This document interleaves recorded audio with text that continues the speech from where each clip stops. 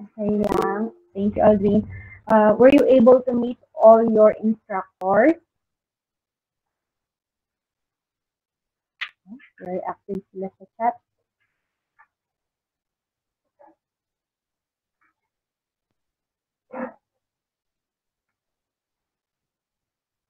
Okay. Thank you for answering. We present our course syllabus. Although I've already uploaded this one in our group. However, there are some information that I just integrated, and this will be the one that I will be presenting to you for a while.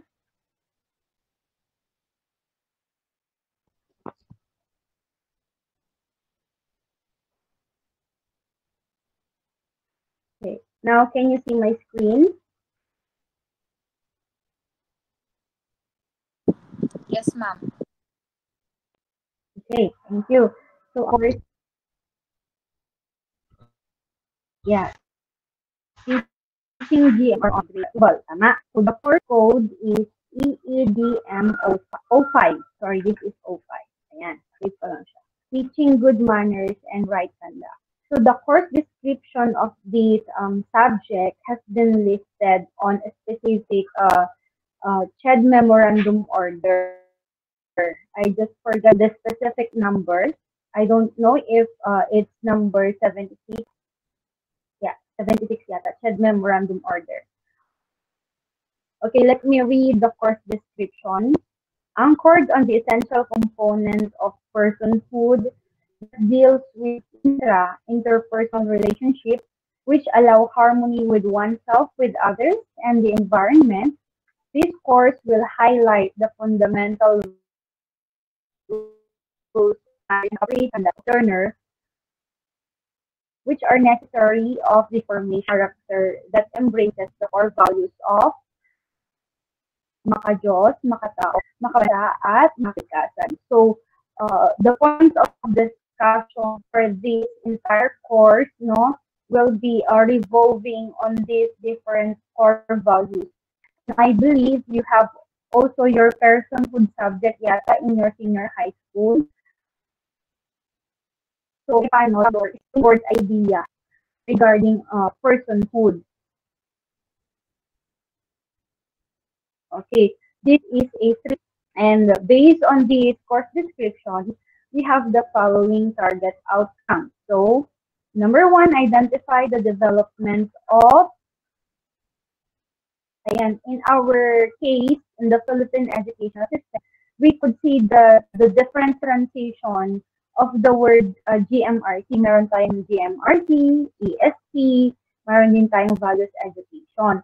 However, parang in the same context lahat sila. It talks about a value. Okay? Values education in the Philippines while recognizing the problems and issues met and the official policies made to support the program. Okay, to study what are the goals and objectives, guidelines, framework, philosophy, and how does GMRC, ESP/values education become part of the academic curriculum, most especially on basic education curriculum. Another one, recognize the importance of moral recovery program that add core values and the other Filipino values and dimensions of man. Analyze how to integrate GMRC, ESP, or values education to different learning areas. And then identify and demonstrate the teaching and assessment techniques to be utilized in GMRC, ESP, or values education. So expect that in this course, you will be having your demonstration teaching. For your previous years, were you able to conduct, let's say last time, were you able to conduct demonstration teaching? Yes, ma'am. Okay, that's good. Is it live or recorded? Recorded, ma'am. Recorded. Okay, sige. Later on, let's talk on that, on how are we going to craft or plan our activity regarding our course. Another one, understand the structure and content of the K-12 GMRC ESP values education. Apply the guidelines discussed in IM development for GMRC ESP values education and perform sample of authentic assessment for GMRC ESP. Etong mga to, these are all integrated for your demonstration teaching. You will practice IM development as well as authentic assessment. Okay, and yan, exhibit comprehensive content knowledge and germane pedagogy. Okay, so that's for our target outcome, and this is our course content. So basically, our target for the midterm is how many? We have 3 units. Okay, for the midterm, unit 1, introduction to key concepts like values education trust, a challenge to Philippine education.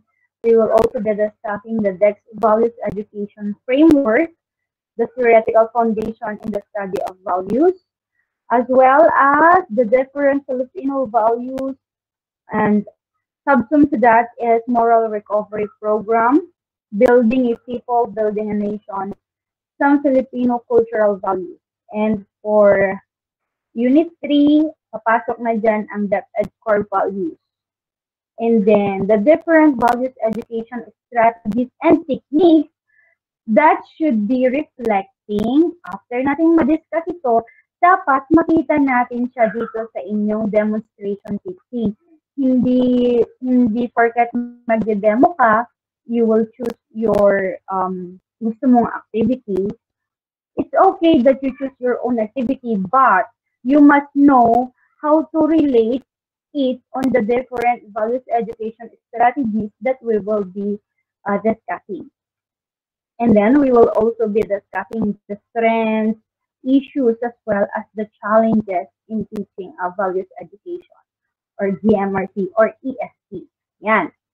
So, papasok na tayo dito sa final. So, ayan. From grades 1 to grade 6. So, basically, we have 18 weeks for a semester, tama? So, pag natapos dapat natin yung midterm natin, we should target at least, ayan, pag-usapan pa natin ito mamaya, pero gusto ko lang ipakita sa inyo, at least 20 minutes demonstration teaching, pwedeng pagbotohan natin mamaya, would it be live or recorded? So, at least for demonstration teacher a week, plus 3 evaluators of demonstration teaching. Siguro, para hindi tayo masyadong malito, itong mga 4 na to, sila na rin ang mag-evaluate din ng performance ng mga kasama nila. For us to gain different ideas kung paano natin may improve yung performance natin or how will we do our demonstration teaching better next time. Okay. So, yan yung plan. Pero mamaya, ayusin natin. Okay? So,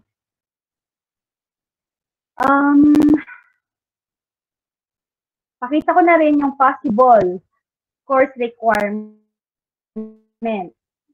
Pero sabi ko nga, pag-aagrihan pa ng body mamaya. Kailangan ko later on ang cooperation ng inyong class president, which is, who is Juen, tama?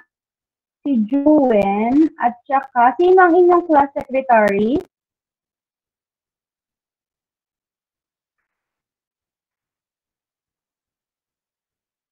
Hello po. Again, sorry. Sige, wait lang. Input ko lang. Ayan.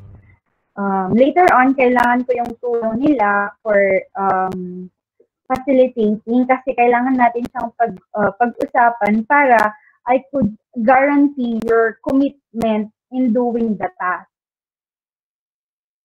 Activity, but I want na we have the agreement. Yun nga, kasi gusto ko meron kayong commitment din sa paggawa, hindi lang yung napipilitan. Okay, so possible. One option as part of your course requirement is to enroll a Coursera course and earn certificates on those related to values education. Kung ito yung plan ninyo, kung nagamit nyo na yung TAU email account ninyo before sa Coursera, you will be using your personal email. Kasi once lang po pwedeng gamitin ang email para makareceive ka ng certificate, which is free. Okay. Another one is you will conduct a GMRC action plan. Okay, ano yung plan na yan? So, you will have the title of activity. Ano ba yung, kumbaga, among all the values that we've discussed, ano ang gusto mong i-address? Ayan, i-relate mo yung title mo dyan. And your desired goals or objectives, bakit yon? So, siguro, maganda dito, when you are choosing the activity, yung hindi na kayo lalabas ng bahay. Halimbawa, meron kang niece or nephew na pwede mong i-work out para sa action plan mo, di why not kahit isang bata lang. Okay, and then, what are the different plan of activities na gusto mo? At saka yung time frame, lalagay natin dyan. But, etong suggestion ko, at least 1 month implementation. And then you will be also noting the resources needed, yung expected output, and then documentation, which could be my MOB, no, for your conduct of activities plus the reflection. Okay, strict compliance. Mamaya balikan ulit natin yan ha, pinapakita ko lang para you could have idea. Okay, this is my message for you. Ayan, welcome to our course, EEDMO5. As your instructor, of course, I am hoping to have a wonderful semester with you. And this is our class code. Tama ba yung naka-reflect? And this will be our code for every virtual meeting that we will be conducting. Okay. Notes and announcement will be sent there. Better to keep yourself posted with course notifications on your email. And this course will have a weekly task. However, showing you the additional reminders or policy, pwede nating baguhin ito.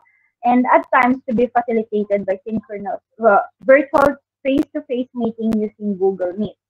It is important that you manage your time well so you can meet all the course requirements and or course assignments and or requirements before they are due.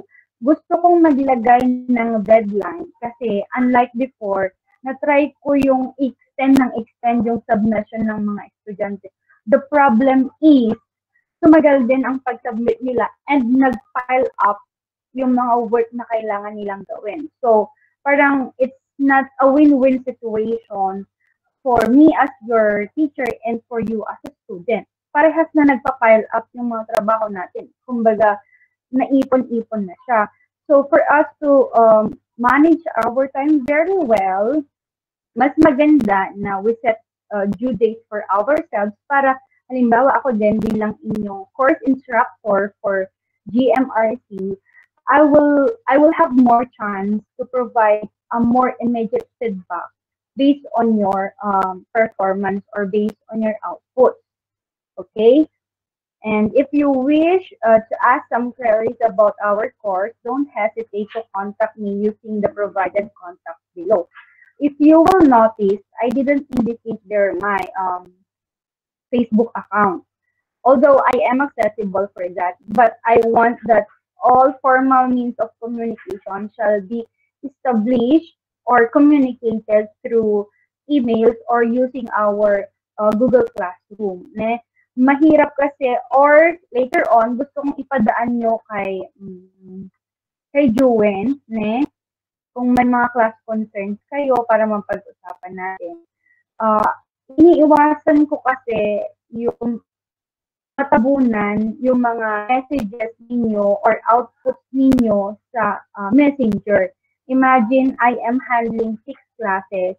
Kapag yung mga yan, sabihin mo na 5 sa bawat klase, mag-PM sa'yo, medyo mahirap pong minsan unintentional na na-overlook ng instructor yung mga messages ng bata.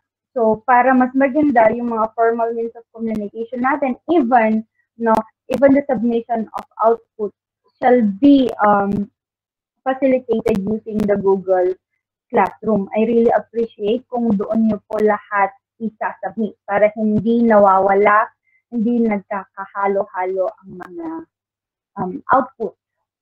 Okay, so these are the expected teaching learning activities. However, these are flexible. We will only choose what will be most appropriate in our context on the given circumstances.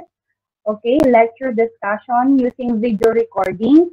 Kung magkakaroon tayo ng mga internet connection problem, ayan, independent study using PowerPoint presentations and additional lecture notes as supplementary materials, individual and collaborative activities, documentary analysis, interview, review of literature, library work, face-to-face, or class. Ayan, dramatization. Assessment of strategies, demonstration teaching, or pwedeng portfolio na kung saan dito mapapaloob ang inyong action plan. And then term examination. Okay. References or suggested readings. These are the different books, no, that I use for the content of our course and for the grading system. Ito po, nakikita nyo sa class standing and requirements. Okay. On class standing, ayan, attendance during synchronous online session and participation during synchronous online session. Okay. With regards to attendance during synchronous online session, may I request the assistance of Danjeline, tama, yung secretary. Danjeline? Yes po, ma'am. Okay. Danjeline, sa lahat po ng magpapa-excuse or if ever you will be missing our face-to-face virtual meeting, please inform Angeline at siya yung mag-i-inform sa akin. And may I also ask again Ms. Danjeline to take note of yung mga agreements natin for this class orientation and provide a summary sa ating group chat para nang sa ganon, if ever there will be those who miss this class orientation will somehow catch up with the summary that you will be providing. Okay? Kung ano man yung mapag-usapan natin, mapag-agreehan. Yung mga important yes, po. Thank you. And for, yan, yung requirements. Yan, pag-uusapan natin kung ano yan. Okay, class policies. All officially enrolled students are required to attend the class orientation. So, I hope that everybody, no, ay nandito at alam nila. Another one is synchronous online sessions will be scheduled for at least once every week for further discussion of concepts. But, ayan, may but yan. Papakita ko siya sa additional rules or policies natin. Sorry. All students are required to attend and all independent study worksheets shall be submitted based on agreed upon date of submission and through the agreed upon online platform. I will reiterate. The agreed upon online platform of our course is Google Classroom. Okay. In submitting your outputs, ito kasi I had experienced some problems no, when it comes to retrieval of output. Yung iba kasi, sa setting kasi sa Google Classroom, there are times na nakakalimutang i-click yung pag-collect ng email address. ang tendency ng mga bata, submit lang sila ng submit ng output. Even yung file name nila ay hindi nila nilalagyan ng mga identities nila. Okay, so para malimit yung mga probable problems like that, okay, siguro ito, always submit your output, your complete name, on the topmost of your paper. Sa lahat ng ipapasa ninyo, may pangalan kayo. And then, kapag nag-send kayo ng files, okay, first and middle initials, followed by your surname, underscore, kung ano yung subject natin, underscore, kung anong topic. Ayan, bakit kaya ganyan? Pakita ko lang, i-open natin saglit yung sa inyong, ayan, Google Classroom. Tama, meron na tayong 36. Punta tayo sa classwork. Tingnan ko lang kung may ano sa inyo.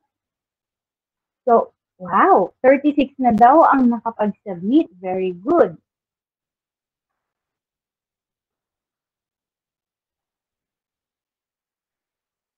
Ayan, lumabas na. Yung gusto kong i-pinpoint. Nakikita niyo yung screen ko po?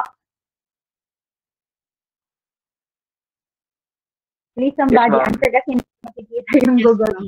Yes, ma'am. Thank you.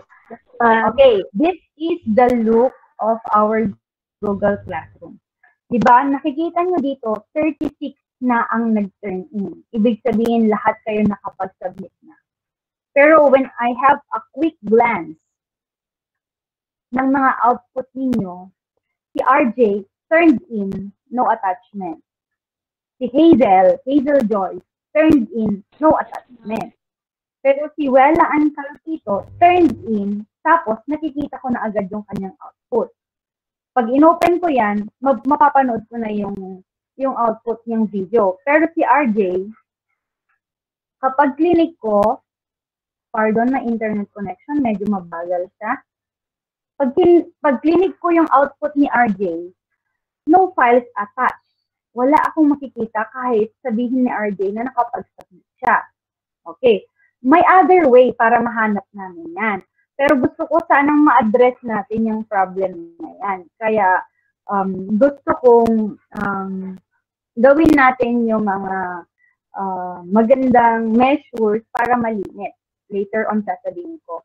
But for the meantime, I will open the Google form na kung saan posibleng doon nag-attach si RJ kasi hindi ko makita yung output niya. Wala, mahangin kasi. Mabagal ang net. Okay, let me see.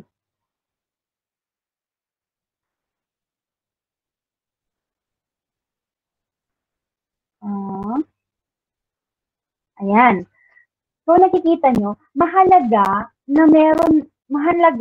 na nakikita ko yung pangalan ninyo kasi hindi na lumalabas dito yung pangalan ng bata. Maaring hindi ko na-click yung collecting email.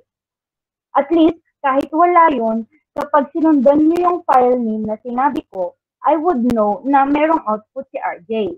Nakuha nyo po yung punto? Okay. Pero, ang mas magandang gawin ninyo, yung iba kasi, dito lang sila sa Google Form nagsasubmit. Kaya kailangan ang Google Form para makita yung output. So, tignan ninyo, marami sa inyo ang nag-submit doon. Pero I believe si Wella Ann, si Lovely Jean Castillo, si Victoria, they've attached their video on the file mismo na in-upload ko. Tama ba?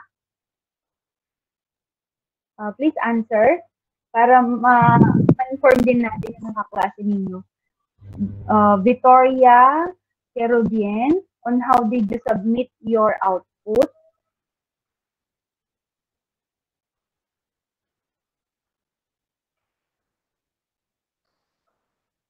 Hello?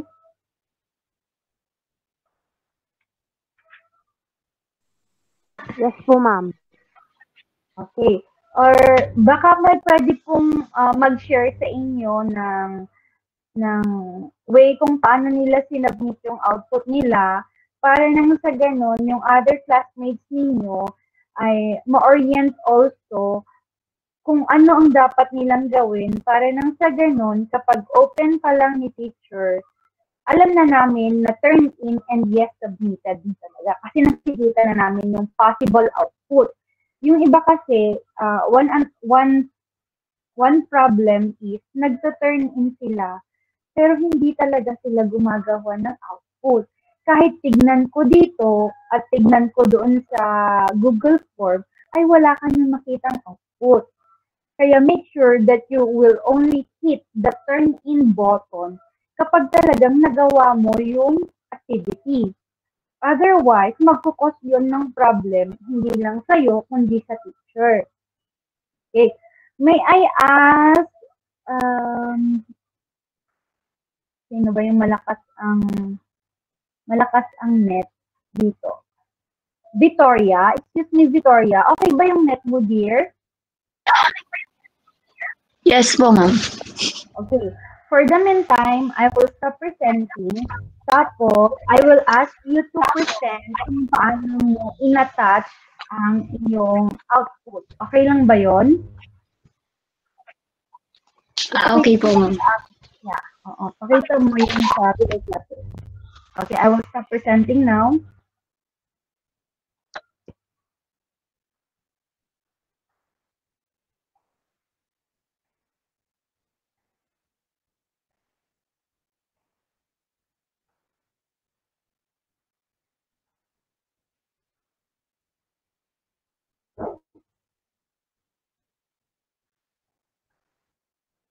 Okay, Victoria, are you ready? Are you ready? Nasa Victoria.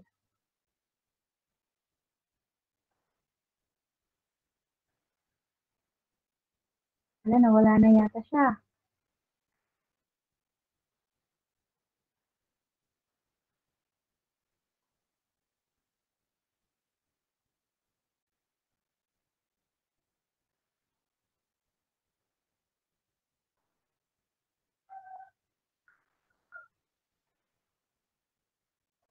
Ma'am, wait lang daw po. Okay, sige. Let's wait for her. Okay, let's try to recall. In your previous semester, naka-experience ba kayo ng private message kayo ng instructor ninyo kasi hindi niya mahanap yung output ninyo?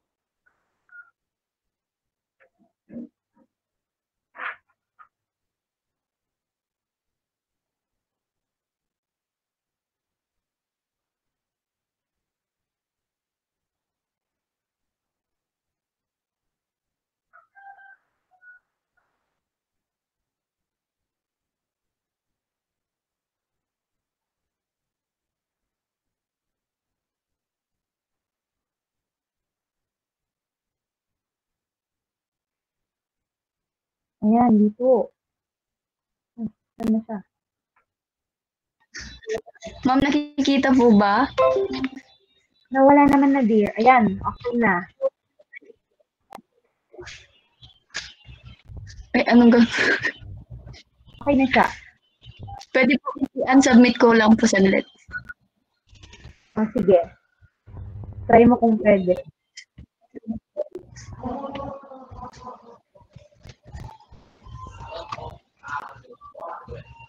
Dito po ako nag-upload ng activity ko po.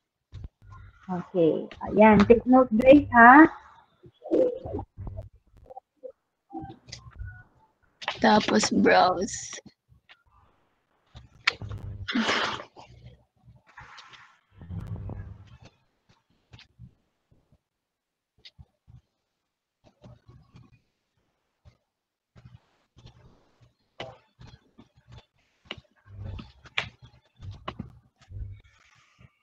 Dito po kasi ako sa mismong laptop nag-video. Okay lang siya, Joanne. Okay lang siya. Oh my God, wait. Nasaan na yun? Wala po, di ko makita. Nasaan na? Okay lang, ulitin mo na lang soon. Basta yun yung one option aside sa Google Form. Tama? So, may I request po, Yes po. yung nagpasa ng Google Form, you could also do that yung ginawa ni Victoria para uh, upon opening ng classwork, alam na namin na may output kayo talaga. Okay? So, next time, para mas masigurado natin, no, you submit using the Google Form, plus yung add part na pinakita ni Victoria dun sa upper right button. Okay, so at least yun yung gusto kong maayos natin at maiwasan yung mga possible problem kapag nag-check na tayo. Kasi may mga instances, ma'am, nagpasa naman po ako. Pero si teacher nga, walang mahanap na output kahit sabihin mong nagpasa ka. Kasi it's really stressful.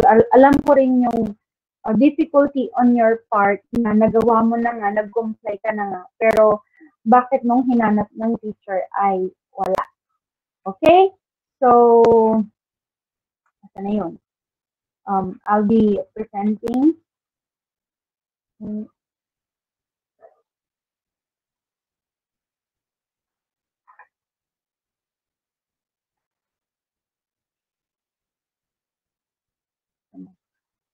Ayan. So, sa mga naka-follow na ng format natin ng pag-send ng mga files, ayan, thank you. Nakita ko kanina, integrated na. Okay, consultation hours will be scheduled at least once every 2 weeks for queries or clarification. Perhaps you could do that through informing your class president, tapos sabihan niya ako. Okay? For online sessions, you are asked to mute your microphone upon joining the Google Meet. Likewise, when somebody is sharing his or her ideas, para ma-avoid natin yung mga unnecessary noise or feedbacking. Okay. Ito, yung mga medyo maraming, kumbaga, violation minsan. Okay, sa dishonesty. Okay, stress ko lang that it's okay to gain ideas from other people, but again, it is but just right to acknowledge them, to show respect na gawa nila yon by giving them proper citation. I-cite din naman po sila, wag lang yung kinokopya. Okay, mamaya may papakita din ako dyan regarding additional rules and policies, even sa falsification of official documents. Okay, for these additional class reminders or policies, okay, kailangan ko dito ngayon ang tulong nila President at saka ni Secretary. Okay, citation or cite the sources or references of your output to be submitted. If found plagiarized without appropriate citation, output will be automatically zero. Without appropriate citation, at na-found out ng teacher na plagiarize, verbatimly copying other people's work, output will be automatically zero. Now, using the chat box button, I want to see if you agree by typing zero if you agree. But if not, please unmute yourself and say your piece para maintindihan natin. Okay, you may now chat or unmute yourself.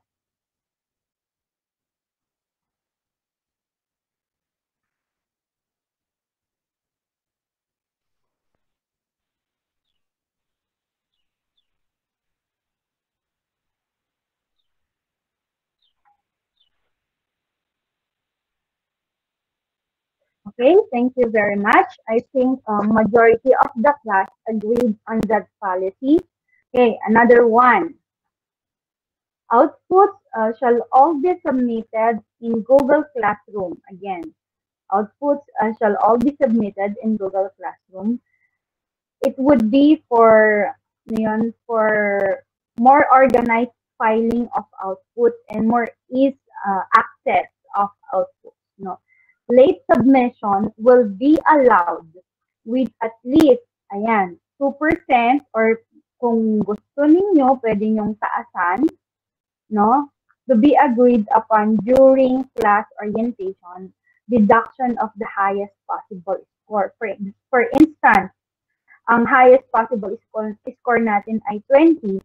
Tapos si Juwen na late ng 1 day or 2 days or 3 days. Even siya yung may pinakamagandang output, but since na late siya, no, there will be a 2% deduction of his score on that respective activity. Now, if you agree, you type 2%, but if not, again, unmute yourself and speak your piece.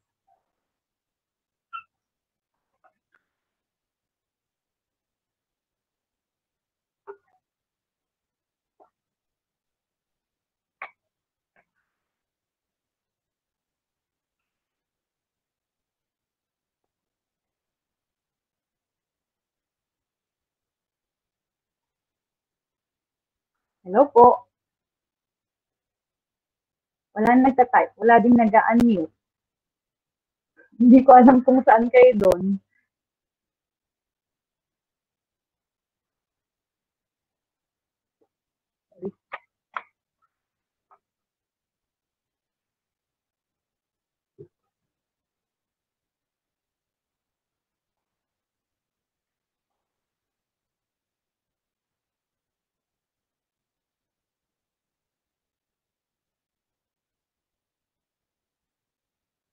Okay, sige.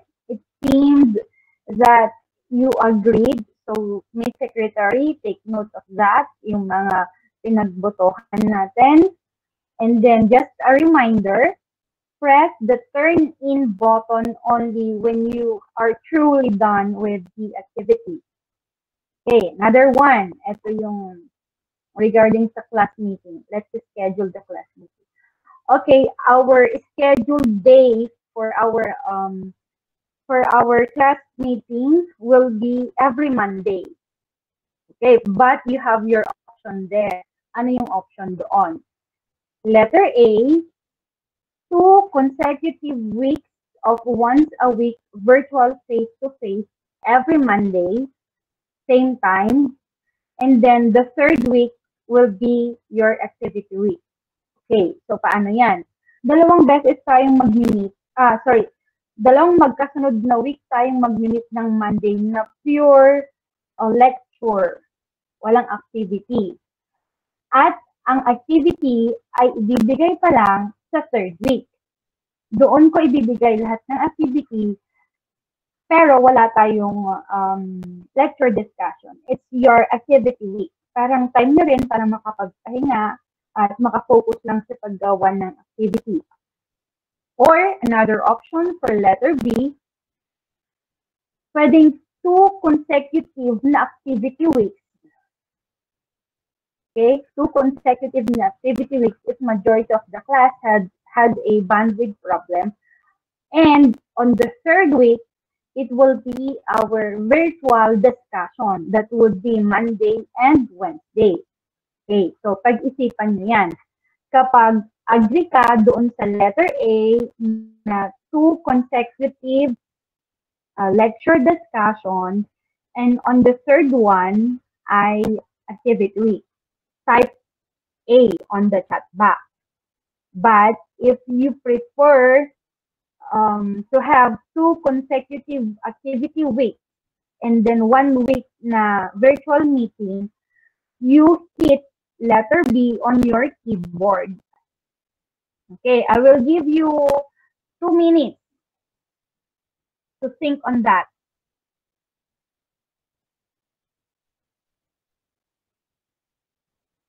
OMG.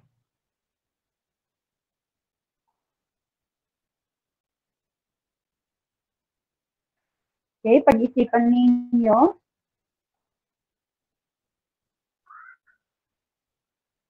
One, two, three, four, five.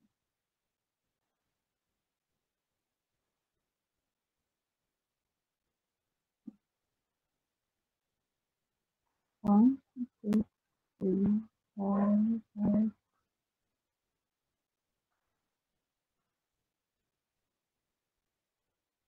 Kailangan nating magbilang dito.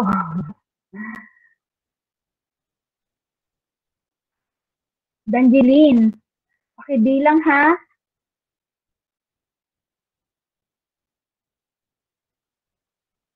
One, two, three. Yes, ma'am. Sige.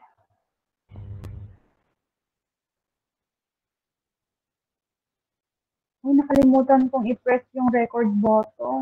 Sorry.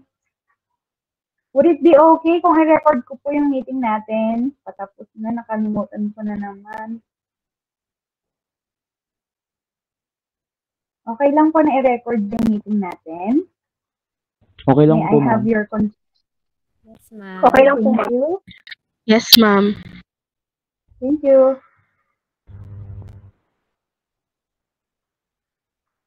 Fourteen na ang B and letter A. Ilan na, Danjeline? So, 34 kayo, ha? So, mas marami ang letter A. So, 29 pa lang po yan. Pero dito ay 35 po tayo. 35 ang kasali. Okay. 29, 30, 31.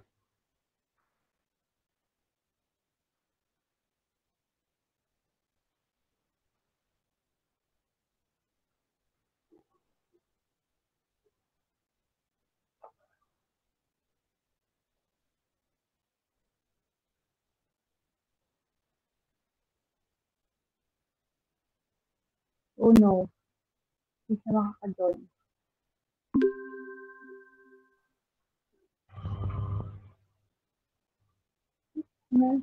Tanggal siya. Okay, so 29, 30, 31 pa lang po. But I think majority of you favors more letter A. 2 consecutive virtual face-to-face that would be every Monday, 1 to 2:30 p.m. Tapos, sa pangatlong week natin ay inyong activity week. Tama? Okay. So, parang iyan po ay applicable up to midterm. Okay? Kasi remember, you will have your demonstration teaching. At para makapag-demonstration teaching kayong lahat, at least dapat meron tayong 4 demonstration teacher per week na take note 20 minutes demonstration teaching. Tapos, ano pala ang gusto ninyo? Recorded or live demonstration teaching?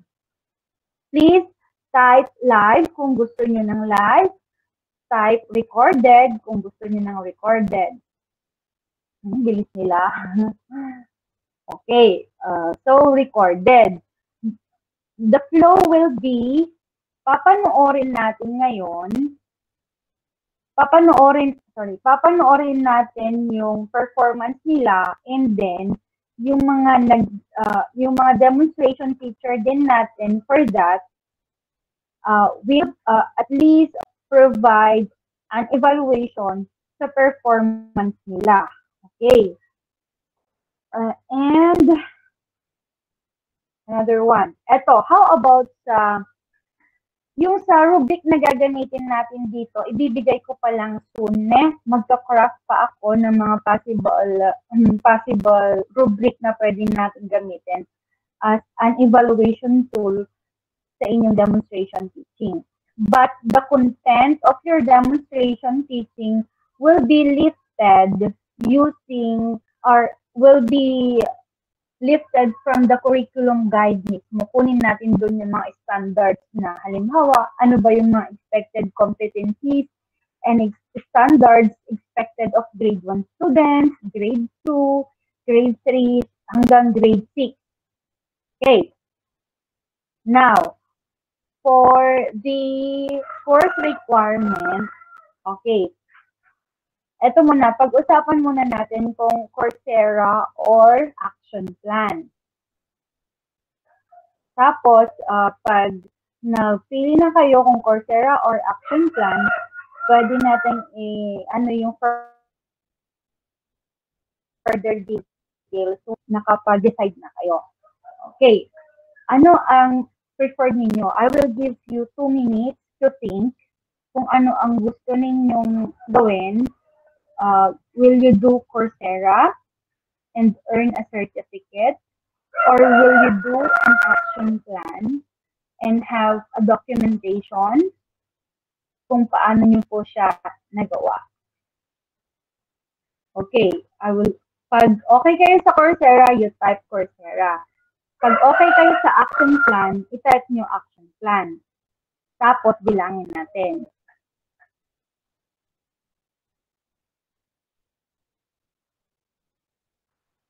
Na-try nyo na bang mag-Coursera? Yes, ma'am. Yes, ma'am. Yes, ma'am. Yes, ma'am. Actually, it's nice. Gusto ko rin siya. No? Marami kayong matututunan. Now, since, yun nga, sabi ko kanina, nagamit nyo na yung isang account ninyo sa Coursera, siguro, kailangan natin soon, i-collect ko ang inyong mga personal email at maibigay ko sa technical staff natin para ma-allowed kayo na mag-enroll sa Coursera. Parang lahat po ata ay Coursera ang sinagot. Okay, sabagay maganda yan. Let's take the opportunity. Sayang, alam niyo bang ilang dollars din yan kapag ini-enroll mo talaga. And it is offered free for you as TAU student.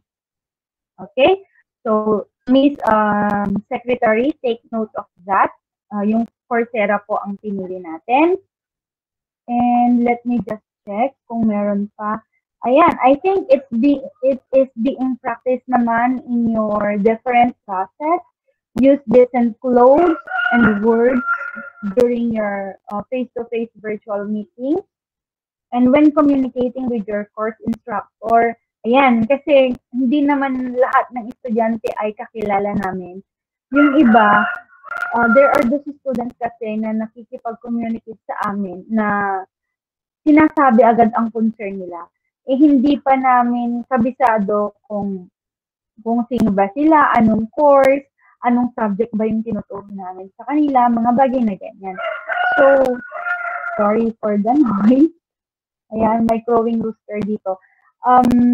Mas maganda siguro kahit kaninong instructor, mas maganda na when you are communicating with them, you introduce yourself, and yan, magbigay kayo ng konting detail para namang ma-orient yung inyong instructor.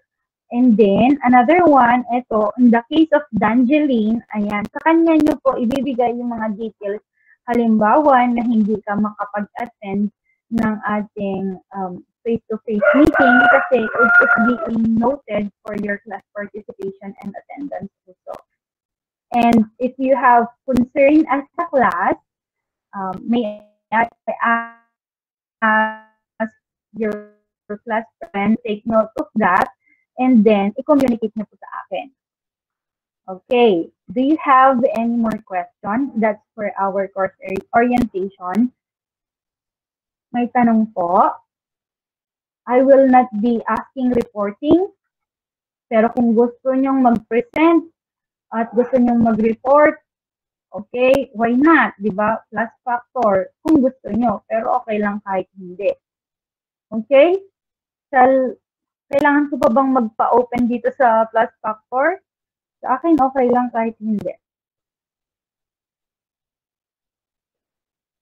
Sige, Baka may gustong mag-volunteer dyan at i-challenge yung kanyang sarili.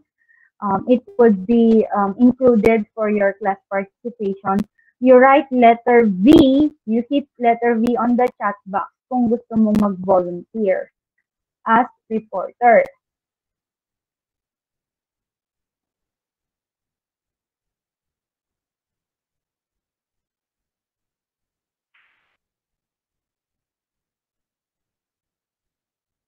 Okay, since parang walang gustong mag-volunteer, and that's very fine kasi alam ko nga marami na kayong mga tasks at hand. Okay, now, Miss Dangeline, na-take note mo na po ba yung mga napag-usapan natin? Yes, ma'am. Okay, so don't forget to provide the summary of that. Okay, for this day, we will only have our class orientation and I'll be seeing you next week, Monday, tama, 1 to 2:30. Okay, any more question you want to know? Okay, you may unmute yourself or kung ayaw nyo namang magsalita, you may hold your peace forever. Libre po magsalita ha? Ma'am, question. Yes, Denver. Ma'am, 20 minutes po ba talaga yung yung demo po, yung video tutorial po? Video tutorial, yung demonstration teaching. Yes. Yes. Dapat, kumbaga, direct to the point ka agad. Kasi, mahihirapan din tayong sa pag-upload kung masyadong mahaba. And basically, may certain competencies ka lang na ita-target. Gusto mo ba mas mahaba? Ma'am, mahaba po yung 20 minutes po. Shorten. Pwede rin, basta not beyond 20 minutes. Wala po bang kwan po, ma'am? Huwag namang 10 minutes. Yung 15 to 20 minutes po, ma'am. Sorry. Sige, wait lang. Integrate ko yung change para ma-remind din ako. Ay, sorry. Sa kabila pala yun. Grabe sila. Sana yun? Ayan, 15 to 20 minutes. Okay. Ano pa? Thank you, ma'am. What else? Sure.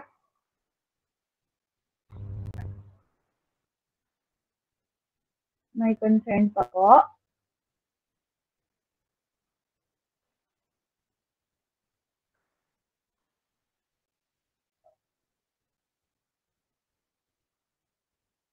Parang wala na. Okay, kung no more concerns, no, we'll see each other next week.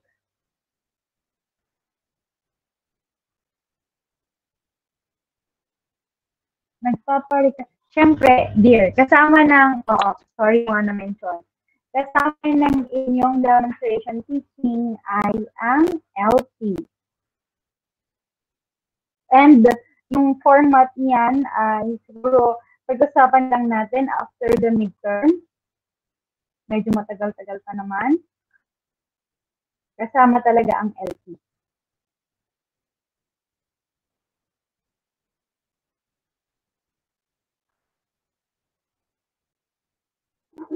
Ano pa po? Welcome. Ay, sorry, anong course kayo nag-demo?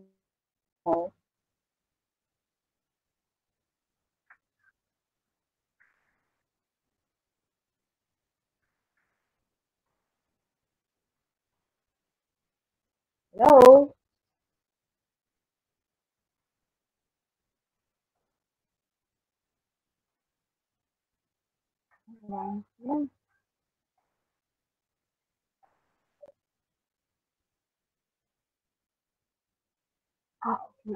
Yes. Under Ma'am Chelsea?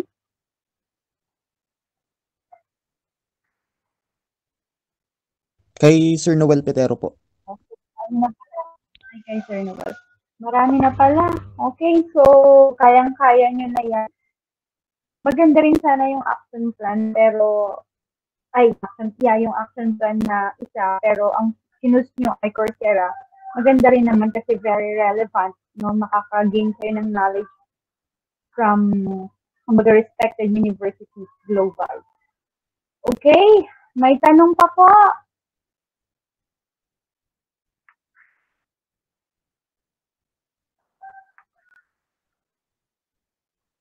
Ba't parang tumahimik kayo? Mas tahimik kayo kaysa sa traditional class. Pero sa virtual, medyo tahimik na yata kayo.